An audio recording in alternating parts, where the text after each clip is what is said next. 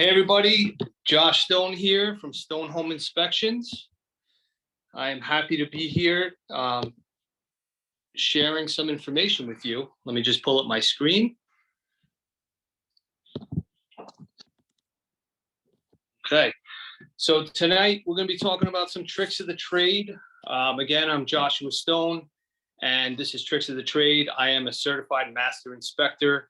I'm here in New York and Connecticut. And you can see my logo there, Stone Home Inspections. That was created by InterNACHI. What I love about InterNACHI is pretty much everything.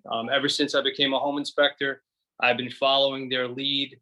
Even today, listening to a webinar by the man himself, Ben Gromiko.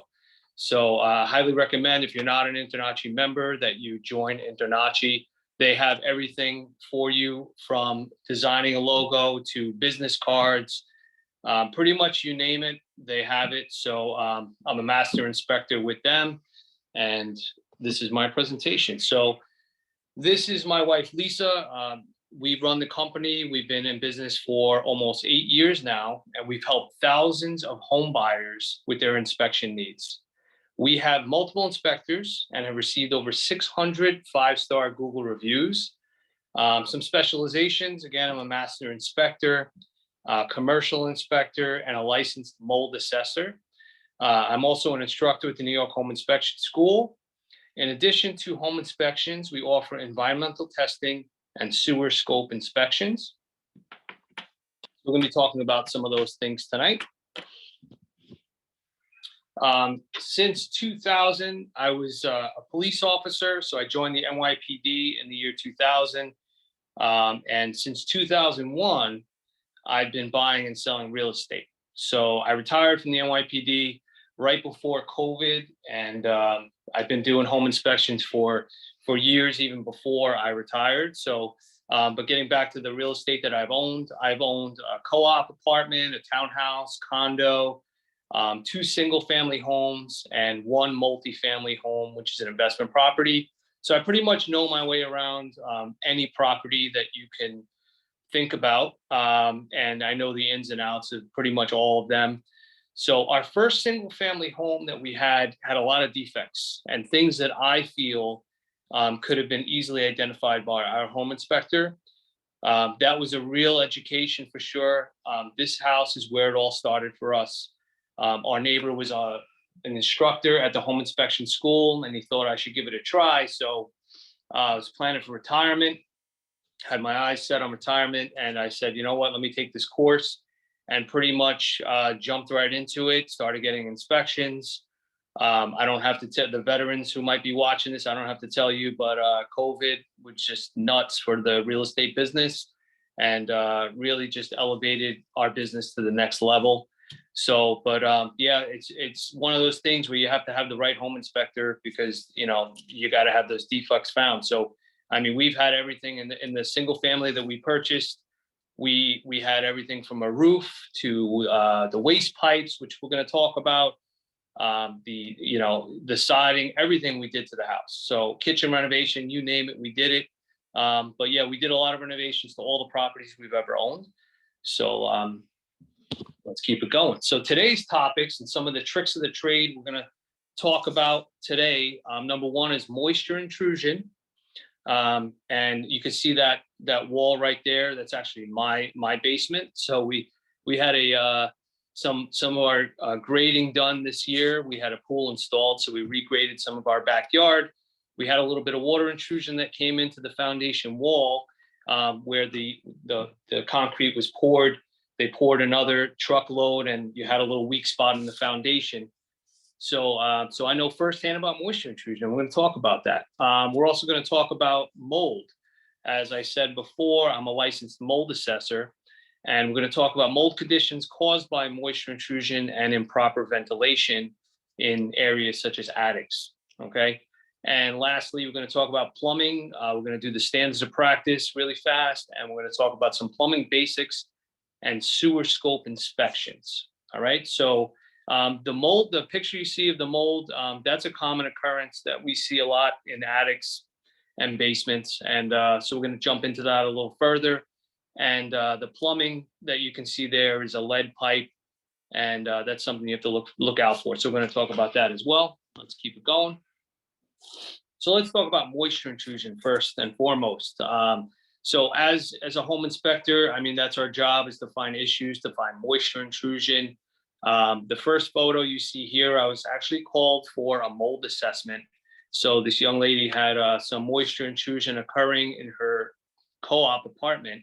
Her unit was down below. You can see the sliding doors and you see the masonry steps. So in areas like that, where you have masonry and then you might have some living space below it, those are areas to definitely look out for, and see if you have any moisture intrusion occurring in those spaces. So, excuse me one second. Okay. So those are things you want to look out for. Anywhere you have masonry, you might have areas of moisture intrusion. So in this case, she hired me because she really needed the association to address her concerns, which, look, she had mold growing on the wall. She had, her floor was damaged. And I was able to pinpoint, using some of the tools that we have, exactly where the moisture was coming in from, to give her the information she needed to give to the association so they can repair it. So in the photo number 2, we have some moisture that's been coming through this concrete block wall. We had, some downspouts and gutters that were not discharging far enough away from the house. This is a common occurrence. So for all my veterans out there, I know you see this all the time. You'll see some efflorescence, staining, spalling. These are things that we're used to seeing, but it's pretty easy to direct the clients, to pretty much fix issues like this, especially when you see it being so evident that maybe a downspout is discharging next to the foundation, which is exactly what was occurring in this photo. So the last one was kind of, funny, but not funny. That's actually a mushroom growing out of the floor.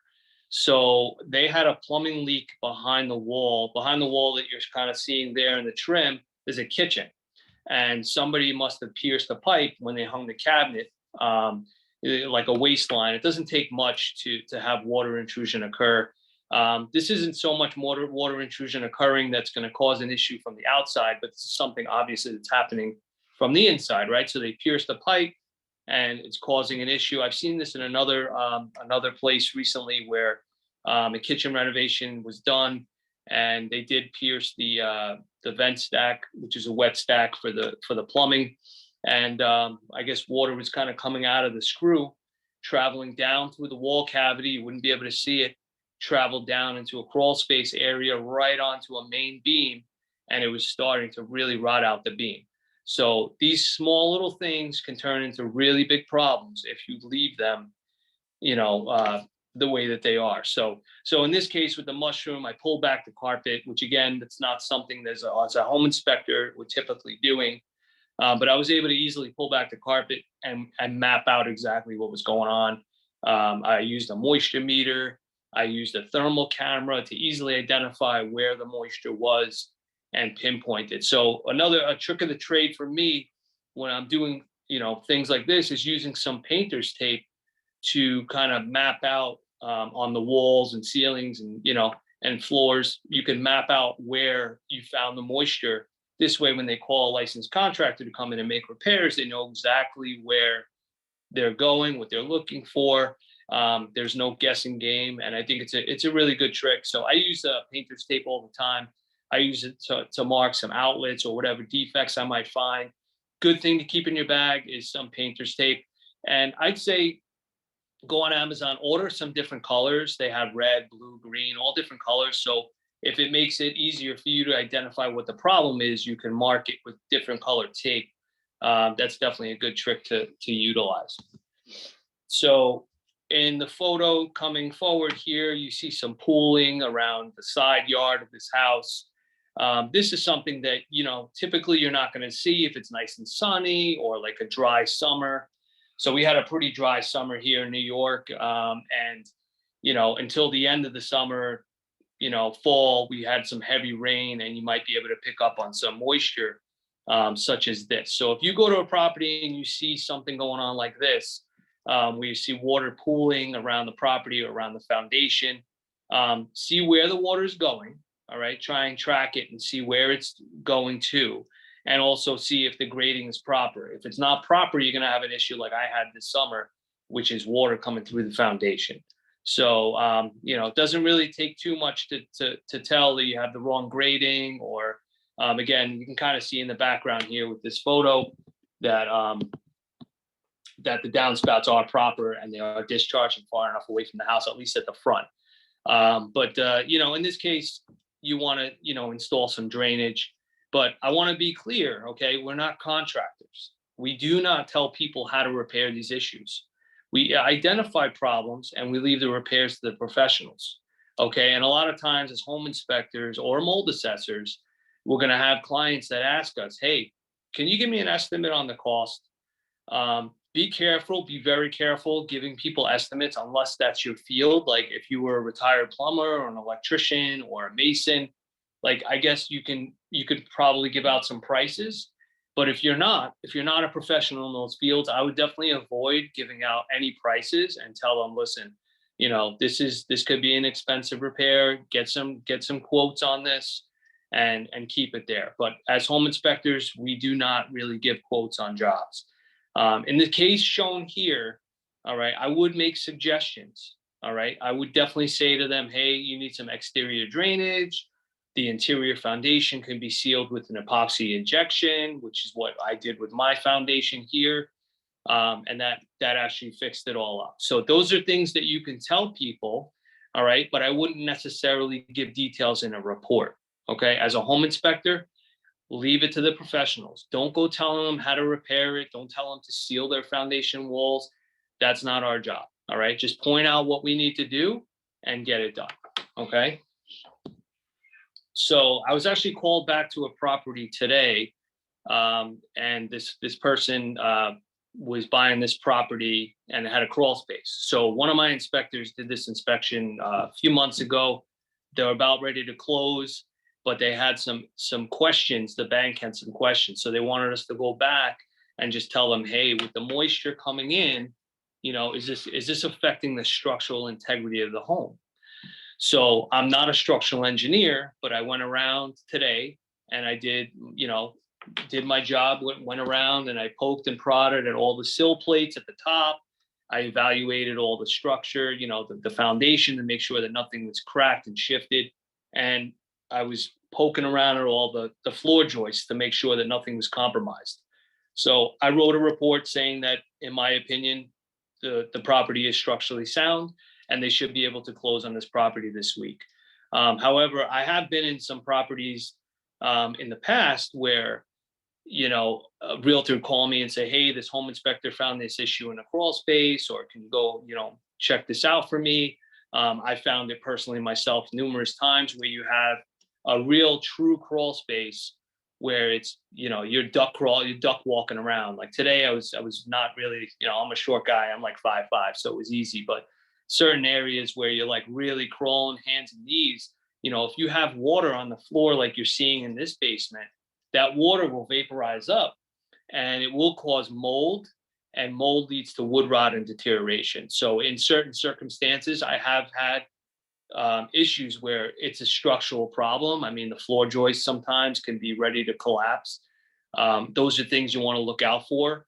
All right. And again, regarding moisture intrusion, you want to make sure you have proper grading, proper drainage around the house, and things like that. Regarding moisture intrusion inside the house, regarding like flashings, those are things you want to look out for. Okay. It's always easier when it's raining, of course, to find areas where moisture and water might be coming in, but you have to look for stains.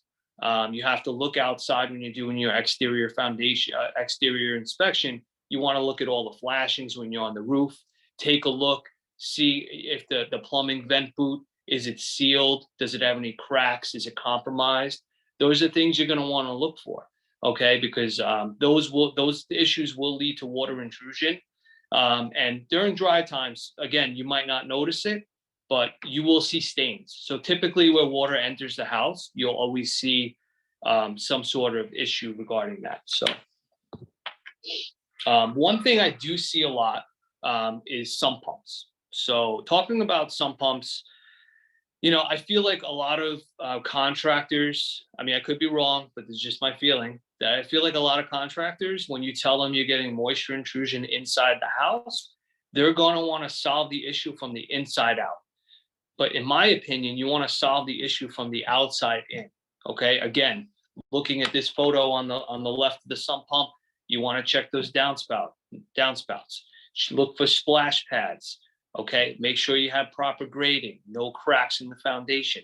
Those are all things that you could potentially fix from the outside, right? Make sure your gutters are nice and clean, right? If you have any like basement staircases that might have a catch basin or like a grating at the bottom to catch any water, you want to make sure that that's clear. Check and see where that water is going. Is it going anywhere, or is it just going to fill up like a bucket? All right, because those are issues that can cause water intrusion to basements. But I find a lot of times people are very quick to solve the issue from the inside out, which can open up some other issues, right? When you're making a hole in your foundation, you can have radon gas coming into the house, right? Like this sump pump, for example, it was completely dry. I didn't see any signs of water in there. And, in my opinion, that could allow like radon gas to come in. So not to mention, I mean, you have an open pit as well. So someone could possibly like trip on that if they have a power outage. But one thing I do see a lot is that the contractors, plumbers, they're discharging these sump pumps into the municipal or septic systems. They're not really designed for that. And a lot of times they're not allowed to do that. Okay. So you want to have those sump pumps discharging outside of the house. They should not be going into your municipal waste lines, or definitely not a septic system. You overwhelm it. So definitely something to look for and call out if you see it. In addition to that, I mean, if you have a sewer backup and you don't have a proper check valve, then you could potentially have sewage coming right back at you and filling up your sump pump. So that's not something you want for sure. In addition to that, when you see sump pumps, I always recommend, unless they have a standby generator, that they have a battery backup system. This way, in case there is any moisture, water intrusion during a heavy storm and a power outage, that it's going to continue to run. Okay, so definitely something to keep in mind. And I would call that out, and not that it's a defect, but just alert your clients of that and make sure that they're aware of that, and have that installed by an electrician. So we were just going to touch on a few basics regarding moisture intrusion. So if anyone has any questions regarding moisture intrusion, we're going to continue going over things when you have questions. But I just wanted to I want to cover some basics regarding some of these things. So that's pretty much it for moisture intrusion. Okay. We're going to move on. We're going to talk some mold. Okay.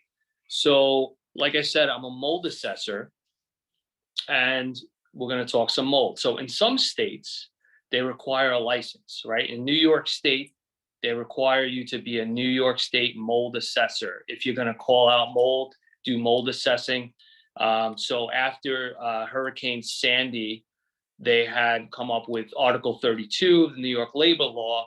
They want to protect consumers against contractors that just came up with prices for mold remediations. All right. And it really wasn't protecting them.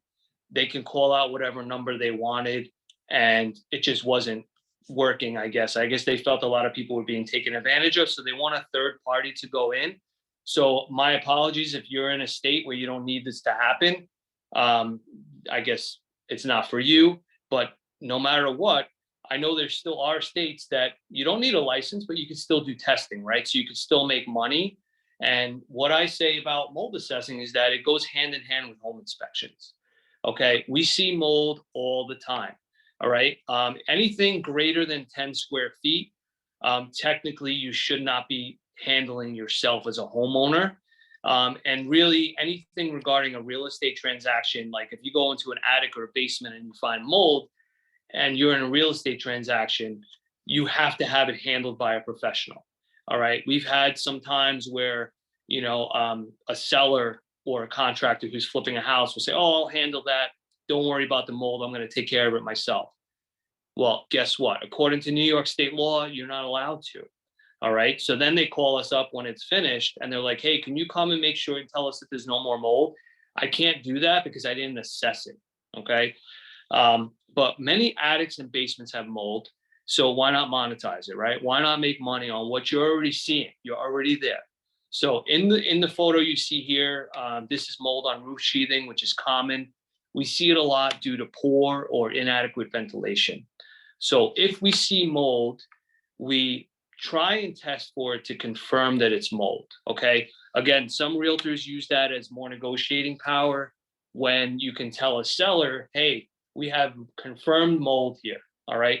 And again, if you're not licensed to do so, I don't recommend that you do testing, but I do recommend that you get your mold assessor's license. Okay. It opens up a lot of doors for you. And it could also, like, if you're slow during home inspection season, you might be busy during, with some mold jobs. So I think it's a definite thing you should put on your list if you want to make some extra money. Sometimes we'll get hired to do the mold assessment after testing, right? If we did the testing, we're already halfway there with regarding the mold assessment, right? So sometimes it'd be like, hey, the inspector already tested for the mold. So if you want to call him and do the assessment, you can have him use those mold results and save some money. This way you're not calling in another contractor who's going to say, hey, we have to do testing again, and they're going to charge you hundreds of dollars. So I think it's a good way for you to make extra money. It's not a very difficult reporting software. I use Tap Inspect, which is my inspection software that I've been using for home inspection. So I just created a template. It's not overly complicated. In New York, it's a 4-day course, and then there are CEs that you have to do. So keep that in mind. But overall, I mean, the reports are pretty short. I think my reports are probably like 4 pages long. I think that's probably like the average. So overall, it's not a really extensive thing to do, but something you can make a lot of money doing. I believe InterNACHI might have a course on mold. So I would take that to start, see if it's something you want to do, and move forward with it. But I have heard of some lawsuits that do come up regarding mold jobs. So keep that in mind. You are opening yourself up to more liability, but you're also putting more money in your pocket. So you got to kind of weigh the options, right? So these are some photos from some mold assessments that I've done. The first one is from my handy FLIR. I'm not sure if you guys can see me or not. So yeah, I want to show you what I use. In those photos, what you were seeing was the FLIR C5, great little camera to have just for home inspections. I use this camera for mold assessments. I use it to test for heated ceilings, heated floors. It's a great tool. People love to see it. They're like, it adds the wow factor. So regarding mold assessments, put it on your list. I also use the Klein moisture meter, right? This is not very expensive, but it's a good backup for me. I also use the Tramix moisture encounter, which is a really, really high-end moisture meter. I love this one. It's really accurate, and they have a great app on your phone. So you can screenshot your phone with the actual moisture reading. It looks way better than this regular analog.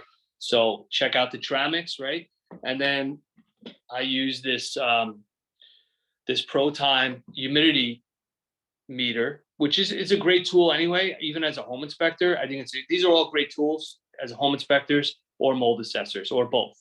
So great to have, any moisture in a basement. Really, you need a dehumidifier for the most part. It's a good idea to have one in basements, but you want to keep the moisture level below like 50%.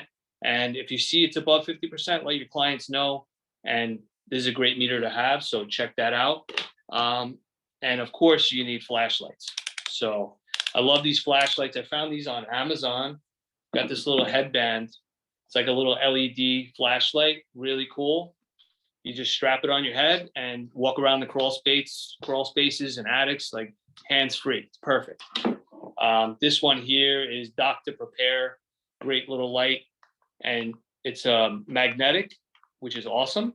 So you could just, if you're looking at some electrical panels, boom, just stick it up on something metal and check it all out. And of course, I know InterNACHI loves this flashlight, but the Phoenix, if you guys are still using like regular batteries, switch over, get a Phoenix. I've had this one for years and it's still going. So those are some of the tools that I'm using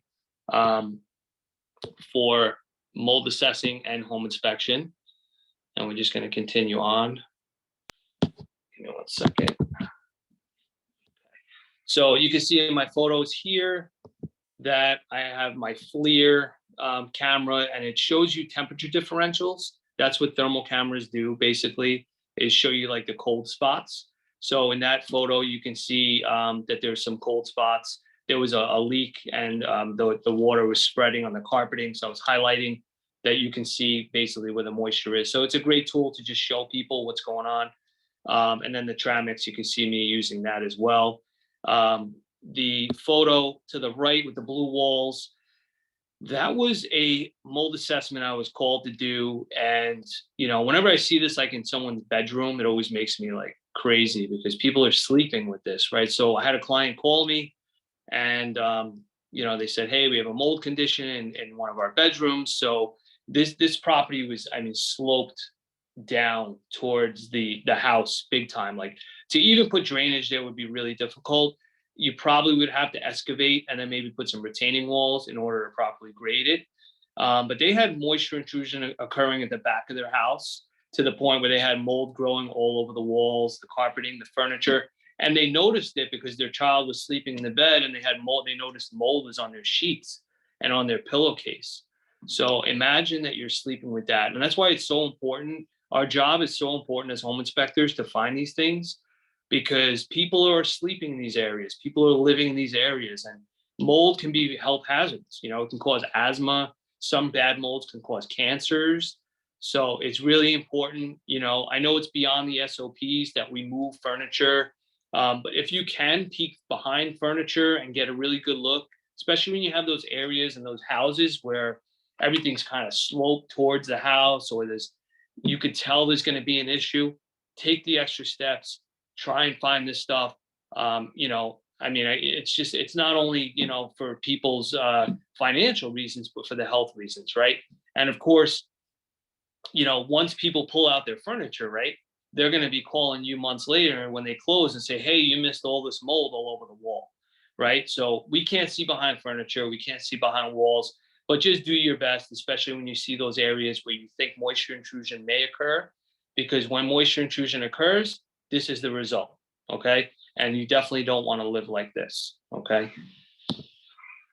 So moisture mapping and mold sampling. So in the photo that you're seeing here, that was actually someone's vacation home, and they were not around for like a month.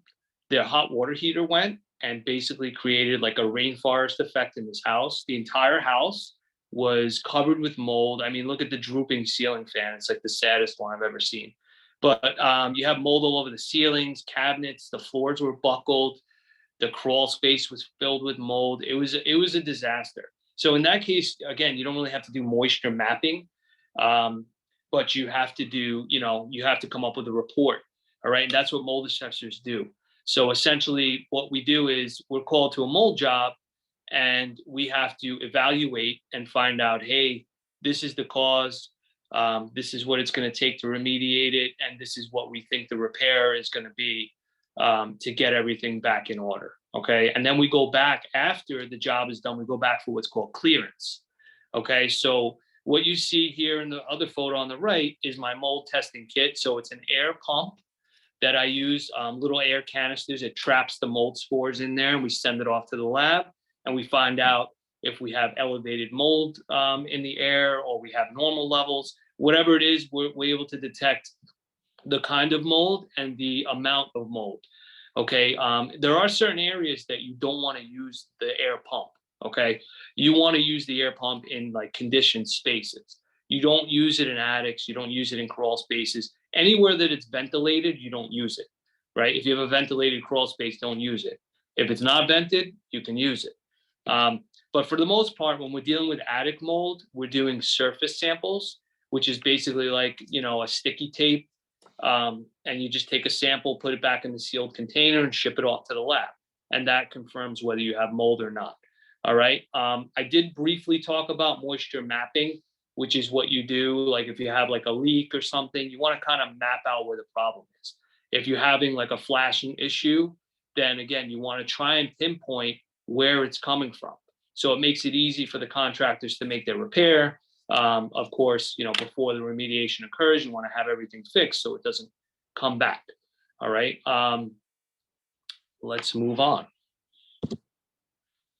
Okay, so again, we could address some of the mold things, the mold issues or questions at the end. In the meantime, we'll just keep going.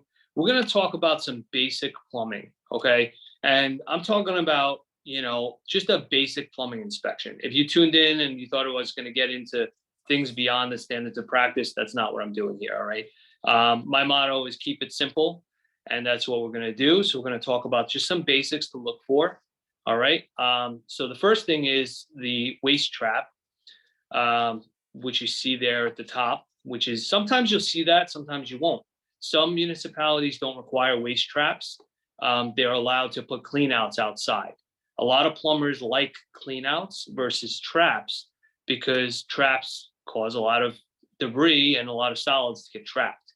All right. But what a sewer trap does is it keeps the gases out of the house. Okay, if it keeps a little pocket, a little bit of water, like the illustration at the top with the S trap and the P trap, you see a little bit of water sits in there, and that keeps the sewer gases out from coming into the house. So that's something you definitely want to look at. The picture below, we briefly spoke about lead water mains. So the bottom line is you want to identify the mains, okay? You want to look at the water main and the waste main. That's number one. You always want to document that, and you want to be able to have that in photos. So I say always identify it, take lots of photos. When it comes to the water main, like when you have these older valves, like you see here, you're not supposed to operate valves. But once in a while, if I see one and I'm a little like, does this thing even turn anymore? I'll give it like just a little bit just to see, is it seized? Will it work if they need it to work? I will go that far. I'm not turning it off. And if I feel like it's going to break off in my hand, like I'll stop. But that's, you can go beyond the SOPs if you want to. You may open yourself up to liabilities, but that's something that your clients may look to you later and say, hey, did you know that the water main didn't even shut off? So again, document everything. If you see an old valve like this, then you could tell them, hey, you know what, you might want to upgrade this valve because it looks like it's past the lifespan. Regarding lead water mains, when you see this bubble here, this like solder joint bubble, that's an indicator that you have a lead water main in your house. And it's another way that you can easily put people at ease by testing the water. So you can not only, make a few extra dollars at your inspection and, and you can give them the peace of mind that they need to move forward. Right. But you can get a sample, bring it to the lab. They're not very expensive to test for lead and get them the answers that they're going to need. All right. Because the minute you mention something as severe as or health hazardous like lead, people get a little crazy, and I don't blame them. It's a health hazard. So also look out for galvanized pipes and poor plumbing installations. All right. Also check those sewer caps. Are they loose or are they pretty secure? All right. If you guys don't know what galvanized pipes are, I have an illustration right there where you can kind of see it. And you'll see them kind of rusting, like a rust color in certain areas. But galvanized pipes can corrode from the inside out. So whether it's a water line or a waste line, it can become a slow line. Okay, so keep that in mind and take lots of photos. The top picture, S-trap versus P-trap. What you're seeing there is the S-trap on the left. And that's something that you'll come across quite often. I see this so many times in like houses that have been flipped for profit. And that's something that a lot of people don't know is a problem, right? The S-trap, the water can siphon out. So all that water you see sitting in the trap can actually siphon out. And then you're left with no water in the trap, which can let the sewer gases travel through the drain into the house. So you may get some unpleasant odors. Some people, maybe they got sick from that. But that's something you want to look for and document. P-traps is what you're looking for. So you need ventilation in order for plumbing fixtures to work properly.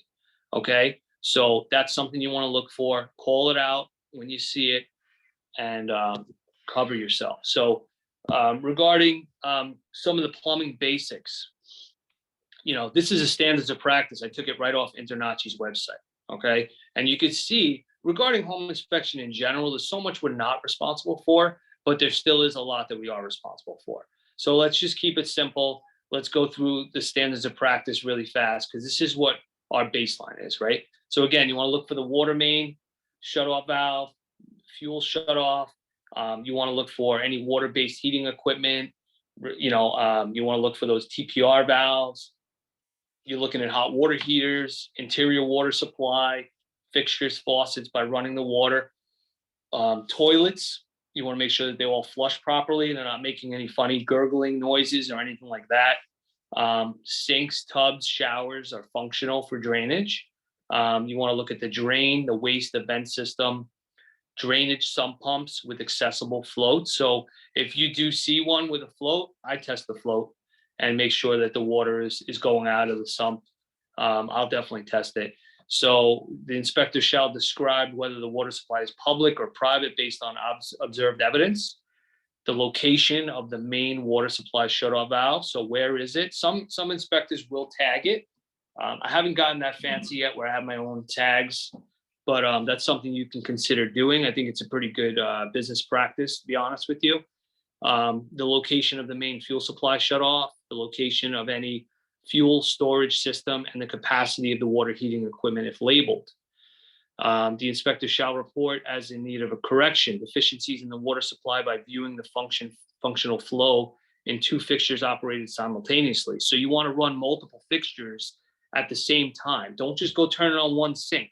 I'll turn on, a sink, I'll flush the toilet, I'll turn on the tub all at the same time to see, is there a significant drop in pressure? I'll go and keep the cold water on one fixture, and then go check a different side of the house and test out another set of fixtures and see, is there anything dropping off, right? That could indicate some problems. That could indicate maybe galvanized pipes, things of that nature. So that's something you want to think about. Deficiencies in the installation of hot and cold water faucets. I did have that be an issue for me once, where a client was very unhappy. I mean, the inspection went great, but they called me and said, hey, we're unhappy that you didn't call out that this water faucet, the cold was on the hot side. And so from now on, what I do is, another trick of the trade is, I have a meat thermometer and I go to the hot side of all the fixtures that I'm testing, and I will document that you see hot water coming out. I'll literally take a photo of almost every fixture with the hot water coming out. This way, if they call me and say that I messed up, I have the documentation in front of me. So it's all a learning experience. You will find things that occur to you, that clients that have different, things that they said that you missed, or whatever the case may be. And you know what? From then on, you create a system, and that system will help you in the future. Protect yourself and give the clients what they need to make sure that they're getting what they paid for. All right. Again, you want to look for you want to call out any active plumbing leaks that were observed during your inspection, toilets damaged, or loose connections to the floor.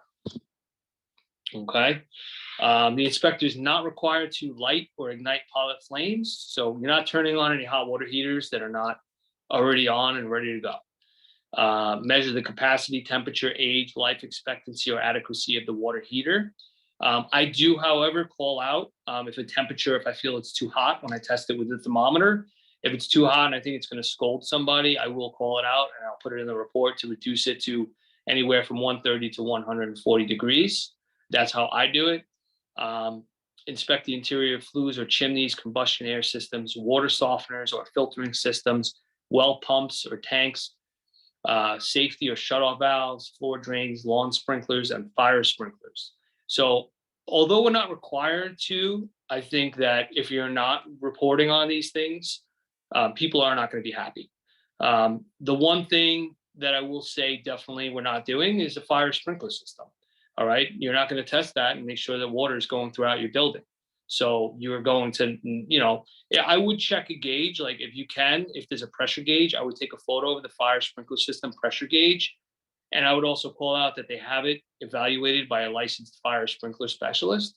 And this way it covers you. Hey, I didn't inspect it, but I recommend you have so-and-so do it in case of emergency, okay? So determine the exact flow rate, volume, pressure, temperature, or adequacy of water supply. You're not doing the exact flow rate, but you're looking for 4 to 5 gallons per minute, right? If you're not getting a proper flow, it's pretty easy to spot, you know? Determine the water quality, potability, or reliability of a water supply or source. Open seal plumbing access panels, inspect closed washing machines or their connections, operate any valve, test shower pans, tub and shower surrounds or enclosures for leakage or functional overflow protection. So you're not overflowing a tub to see if the overflow works, but you are, of course, running all the fixtures to make sure nothing leaks. Evaluate the compliance with conservation, energy, or building standards. Let's skip that. Determine the effectiveness of the anti-siphon, backflow prevention, or drain stop devices. Determine whether there are sufficient cleanouts for the effective cleaning of drains. Evaluate the fuel storage tanks or systems. Inspect wastewater treatment systems. Inspect water treatment systems or water filters. Inspect water storage tanks, pressure pumps, or bladder tanks. Evaluate wait time to obtain hot water at fixtures. Sorry, I got cut off, but yeah, regarding that, I mean, if you look at what you're not required to do, there's a lot you're not required to do, but you really want to try and do that.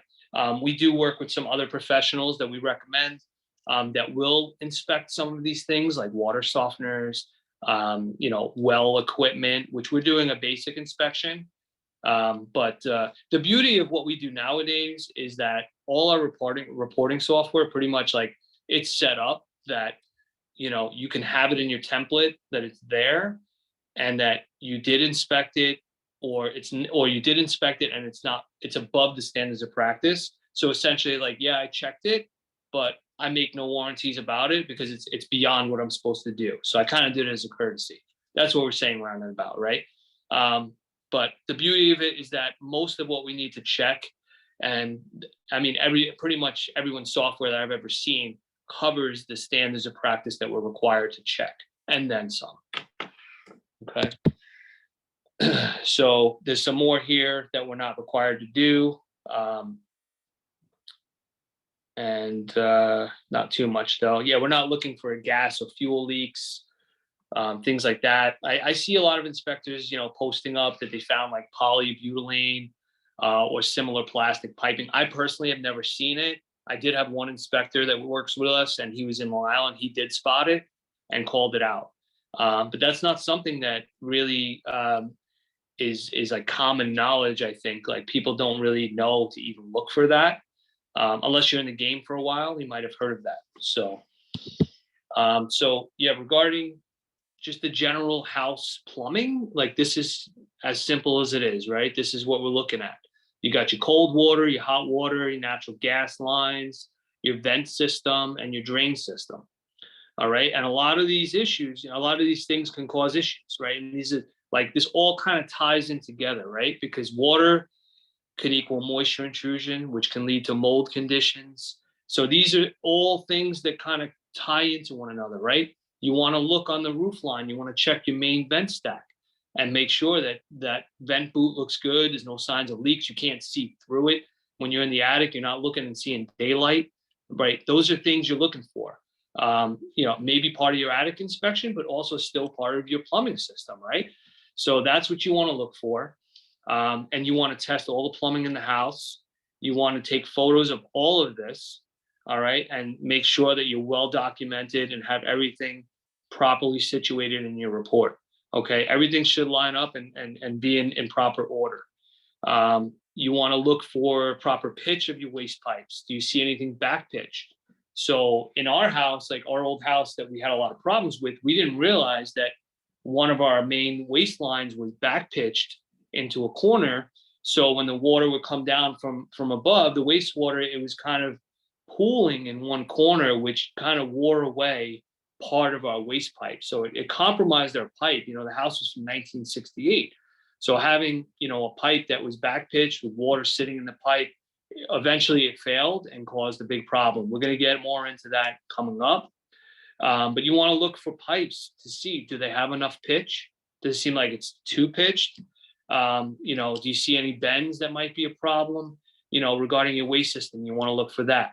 Do you see any like do-it-yourself repairs, like the photo you're seeing above here, with this flexible waistline here at the sink? I mean, this, if you have tape wrapped around the connection, then chances are this was not done by a licensed professional. So it may leak again in the future.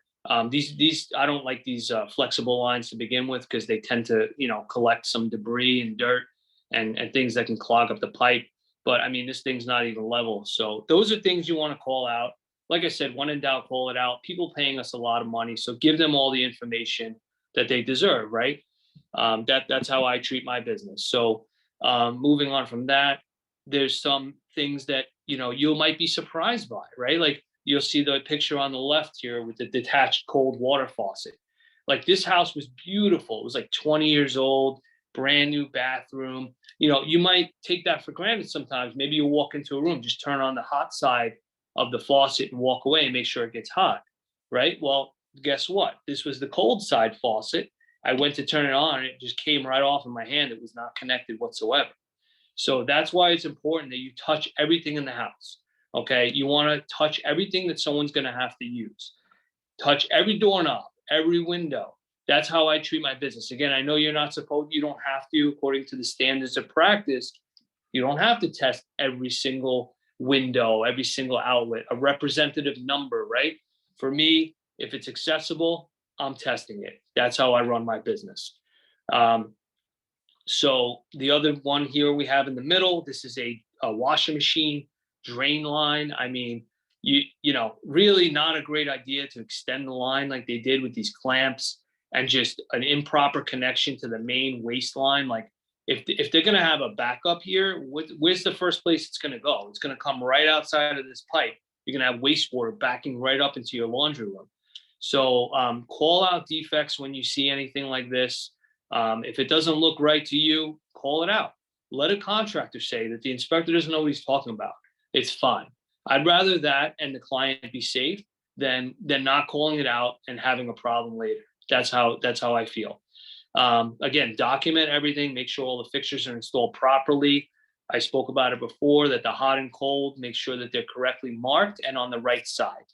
Okay, you want to make sure that those are all installed properly. I also, there's a cross section there of a galvanized pipe, and that can lead to clogs. Okay, so moving on from there, briefly, we're going to talk about well water and septic. Locate the well location, inspect and document the equipment, conduct water testing if hired to do so, and make friends with a well service contractor in your area. I am blessed. I have a great guy that helps us out. If we need anything, I call him, he comes, and he'll check the well out. Sometimes he'll even do same day repairs. So we've had that happen where, actually, he came to this one where you see the water is discolored. He came out and explained to everybody what happened and what the remediation was for that, which was great. So, but if you see water coming out like this, number one, if you're going to do water samples, they may charge you extra for discolored water like that. So just follow up with your lab. If you're doing water testing and you see water that's so discolored like this, it has a lot of metals or sediment, they may charge you extra. But the picture on the left, I saw this like 2 weeks ago, and this was just a complete disaster. The water line was actually coming out of the wall. You can see it sort of next to this. It looks like a fan or a heater. And they had all these electrical lines right around the water line. So if there's any leaks, you're just surrounded by electrical wires. I think there was like a power surge protector there with multiple fixtures plugged into it. It was just a recipe for disaster. So when in doubt, call it out. Tell them to have a professional come and check it out. In that case, with that particular job that I did, the well and septic seemed to be too close to one another. So I did let the client know, and they were going FHA regarding their loan type, which can be a real problem. So I called that out for them. But septic systems, you want to also, I don't personally do septic system inspections, but you want to look for defects, right? You want to look to see, is a water softener discharging into the system? Things like that, things that are discharging in that may not be acceptable. Many septic inspectors that I've come across don't go into the house. And I've passed a course on InterNACHI septic system inspection course. And I know that that's part of their SOPs, is that you go into the house as the septic inspector and you check out the waste line from the inside and see what's going into it, things of that nature. So I know it's beyond what we do, but I highly suggest you do it. All right. If you see something odd, tell the septic inspector to check it out and document it. Let's talk briefly about sewer scope inspections. So years back when I had that house and we had a lot of problems, we had waistline issues. And I wish my home inspector had a sewer scope at the time. I probably would have went for it. Maybe not, because I didn't make a lot of money as a police officer. But if I did, if he discovered an issue, I may say, hey, why not do it? Like, what's the cost? $250 or so. So anyway, we had a house where we had a waistline that, number one, had a back pitch in one corner, caused a leak. Then we had another leak at another area in the pipe. I think the pipe at some point was under pressure, and waistlines are not really designed to take on pressure, right? They're just meant to have water flow through them. So the water line, began to get pressurized because there was also a belly in the line out by the front yard. So water was not getting out enough, and we had a lot of waste clogs. So we fixed one portion of the pipe, and then it turned out another portion was shot. So we fixed that. And then we went on vacation one year and realized that we had another issue that was going towards the street. So we had 3 separate repairs for our waistline, cost us about $10,000. So I tell you right now, if I can go back in time and pay the guy about $250 to do a sewer scope inspection, I probably would have said, well, let's do it. All right. So when I saw that InterNACHI was offering a course on sewer scope inspections, I went out to the school they have in Pennsylvania and I took the course. And I was like, I was sold right away on it. I think it's a great course. It's a great service. I know it's beyond the SOPs, but it's a great service to offer your clients. I've had a lot of issues that I found. So you see me inside this pit here, checking out this waistline for a client. There was sitting water inside this waste pit. So I was like, yeah, I have sitting water in there. It might be, if it's wastewater, it could be a leak somewhere. Let's check the line out. That one, thankfully, it was just a good photo op for me. There was nothing really going on with their waste pipe. So they were happy. It was actually groundwater that was sitting there. So they need a sump pump to get that groundwater out. The second picture you have here, this was a house I did. It was a flip. And the house was beautiful. It was a multifamily investment property. Someone was ready to buy it. I noticed that the sewer trap caps were loose. And I said, you know what? I think we should check this pipe out, because usually people leave it loose if there's a problem. I know that firsthand from my experience. So when your sewer trap caps are loose, that might indicate they're trying to relieve some pressure, or if the wastewater backs up, it's going to back up there instead of somewhere else in the house. So as soon as I put the sewer scope in the line, 22 feet out, right by the street, you can see that pipe is compromised, right? It's pretty much collapsed, and they're going to need a significant repair. The pipe all the way to the right is what it should look like, nice and clear. All your wastewater is going to go right out, and that's what you want to look for. I had one other client that called me, and they were just looking for advice, because before I started doing the sewer scope inspections, they bought a house that I inspected, and it was a flip. The owner of the house covered up the sewer traps. I couldn't even see it. I think he had a refrigerator on top of it. And it turned out that the sewer line was compromised about 17 feet out into the street in a main intersection. The sewer line was like 15 feet down in the ground. They were going to have to hire police officers to direct traffic around this work. It was going to run them about $50,000 to $60,000. So just think about that. Think about how crippling that could be for your budget if you have something like that happen to you. That's why I highly suggest you get involved in this, and you can make great money doing it. I don't do it every day, but I do, a few a month, and it's a great add-on. And I feel so good for my clients knowing that they have that service and they have that waste pipe checked, because this happened to me firsthand. All right, this is the camera that I love. I originally bought, it's a camera called the C-Con, and it cost like $3,500. I loved it. It was a little heavy and a little bulky, and I had to plug it in. So I found this one that a friend of mine, Briarwood Home Inspections, in Baltimore. He told me about it. The Scout 3, love it. It's wireless, has a great screen, very lightweight, and it's perfect. So I've been using this camera. I highly recommend it. It's on inspectorcams.com, I believe. I believe there's an InterNACHI discount. So check that one out. But that's my go-to camera. And pretty much to wrap up, the reason why I do what I do is for my beautiful family here, my wife, Lisa, who helps me run this company and this crazy family we have, and my kids, and I do everything for them. And, you know, and we treat all our clients like we treat them as family, right? So that's why our slogan is, for your protection, get a stone home inspection. And at this time, I'd like to offer anyone, if they had any questions, I'd be more than happy to take them. First live webinar, soaking up. Okay. So do I recommend GFCI receptacles for sump pumps? Absolutely. I highly recommend GFCI receptacles around anywhere you have water source. You pretty much need to have a GFCI outlet. Again, what I say with everything is, when in doubt, call it out. If you think you need a GFCI outlet there, call it out. I'd rather have one than not have it. So that's how I treat my business. Thank you for the question. I know there's some more questions out there.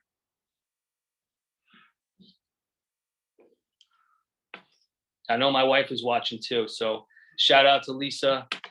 Everyone loves Lisa Stone, and I couldn't do it without her.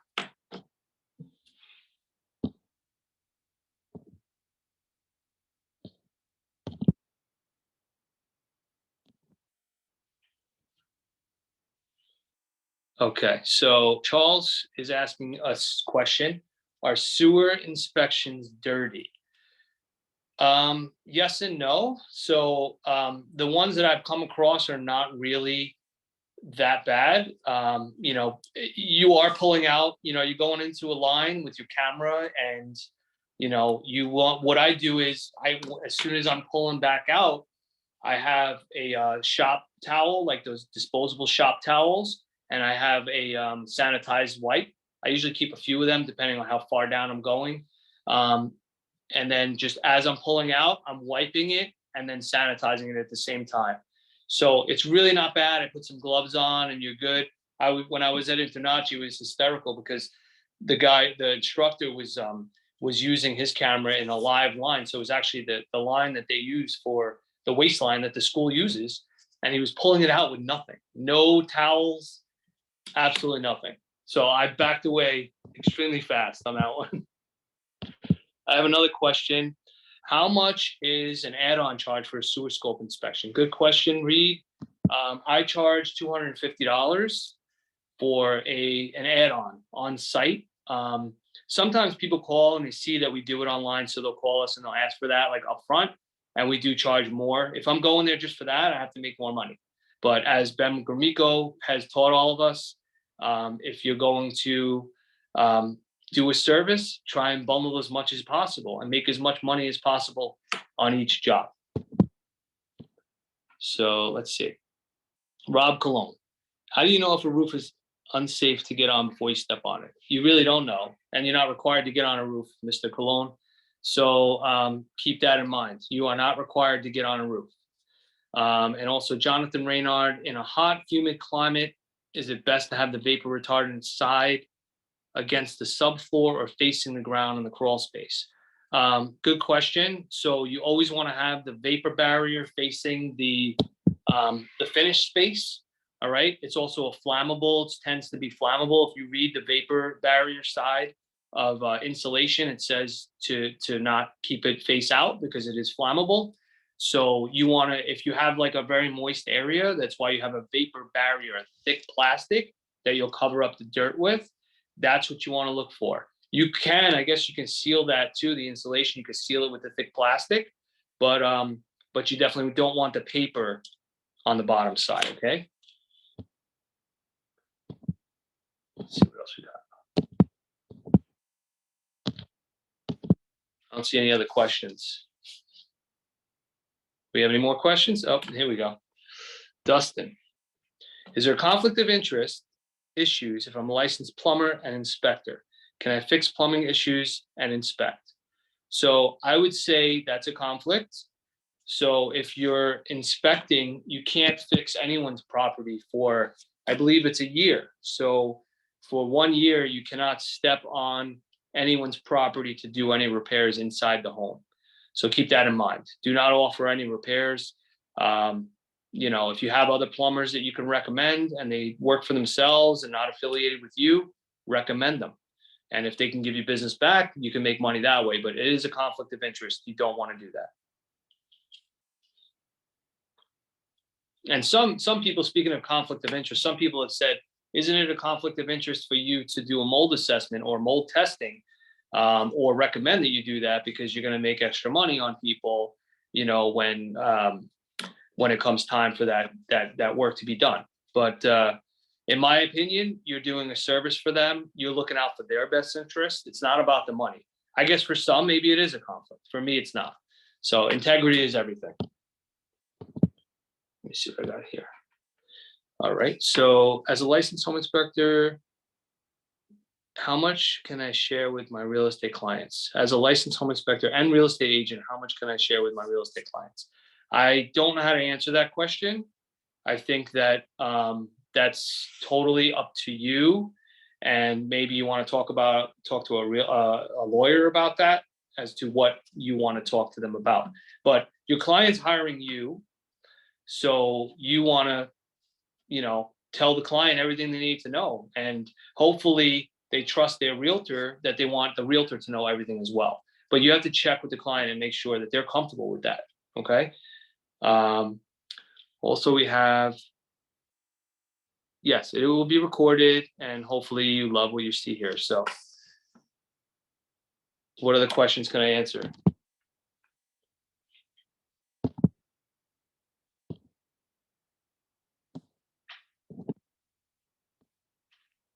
I like all the questions though.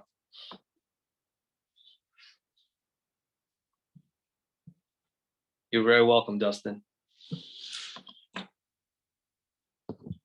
You guys, you're very welcome. Hopefully I'll be back for another one.